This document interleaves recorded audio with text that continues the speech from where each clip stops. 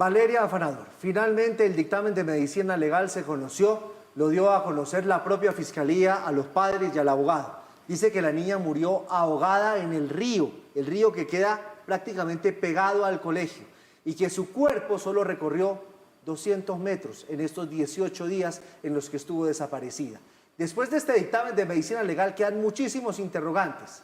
Si esto fue una muerte natural, fue un accidente o fue provocada por alguien. Están los videos donde se demuestra que la niña estuvo recorriendo la zona 7 veces. Hay un perro que estaba súper alterado antes de que desapareciera la niña. ¿Qué pasó?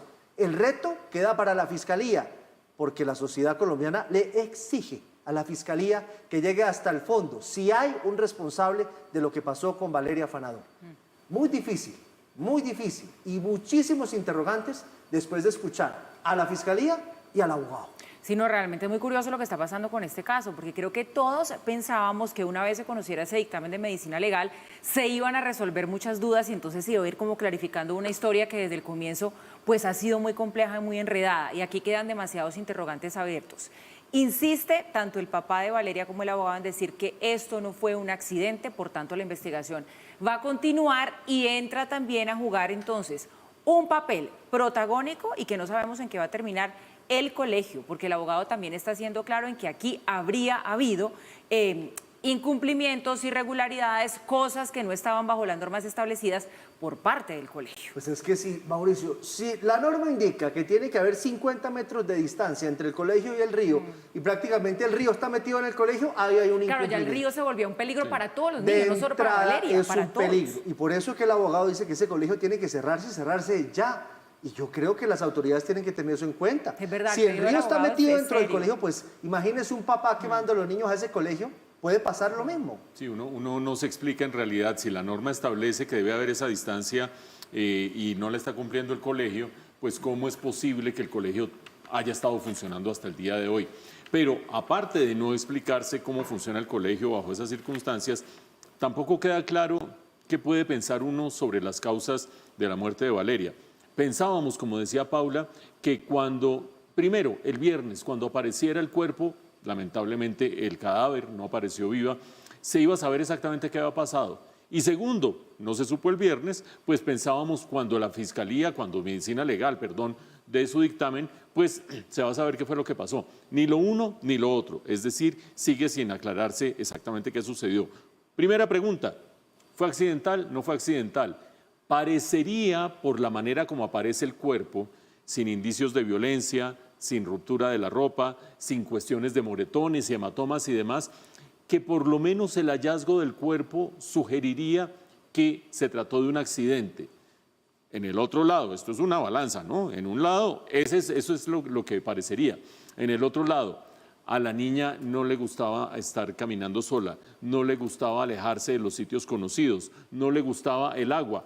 ¿Cómo se iba a accidentar yéndose directamente a un río con esas circunstancias de su personalidad y de esa aprehensión que tenía frente al agua?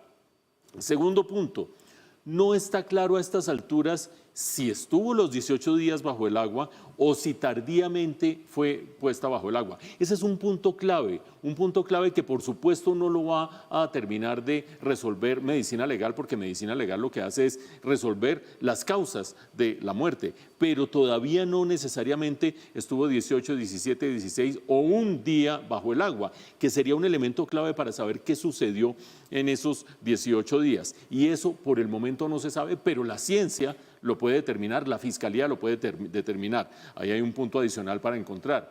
Tercero, si no fue accidente, ¿quién es el responsable? Y ahí viene una primera responsabilidad, por lo menos inmediata, del colegio, por no cumplir la norma de alejamiento respecto al río, por esa cerca viva que aparentemente era muy permeable, por no tener un cuidado especial con una niña en condiciones especiales como es y por esas declaraciones medio equívocas que ha ido dando la rectora, que si es un trabajador del colegio, que si no lo es. Ahí hay algo que hay que hacer con el colegio, empezando porque cumplan la norma de distanciamiento del río, lo que seguramente va a significar el cierre del colegio. Pero más allá de la responsabilidad inmediata, ¿hay alguien más? Esa es la gran pregunta. que hubiera hecho como una especie de macabro flautista de Amelín la atracción a la niña que no se quería alejar del colegio, de su comunidad, de lo conocido, ni irse para el río?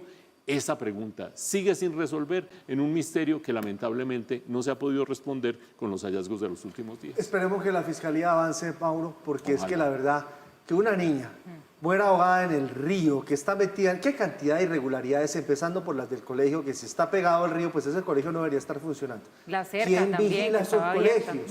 Sí. ¿Quién está pendiente de esos colegios? Ahí también hay responsabilidad de las administradoras y de las secretarías de salud, Por supuesto. creo yo, departamental, ¿no? Por supuesto. Hay que destacar que el abogado Quintana subraya la colaboración de la Fiscalía. Él mismo reconoce la idoneidad del equipo de la Fiscalía.